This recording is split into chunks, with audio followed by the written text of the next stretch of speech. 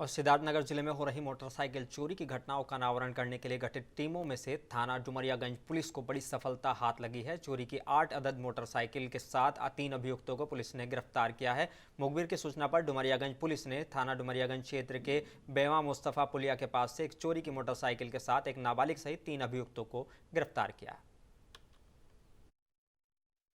कल दिनांक 6/6 को मुखबिर द्वारा सूचना मिली कि बेवा मुस्तफा थाना डुमरियागंज के पुल पर एक मोटरसाइकिल द्वारा मोहम्मद मोइन अब्दुल कप्तूस और साकिब भारी अब्दुल सिद्धार्थनगर, दूसरा आजम पुत्र बरकत अली आरो चौकनिया थाना डुमरियागंज सिद्धार्थनगर, तीसरा व्यक्ति सुखराम पुत्र संतोषी आरो हमारे डिहा थाना सोना जनपद बस्ती मोटरसाइकिल के साथ गिरफ्तार किया गया। उनकी निशानदेही पर अन्य 8 चोरी की मोटरसाइकिल बरामद किया गया। बरामदगी के अनुसार धारा 379, 411, 413, 414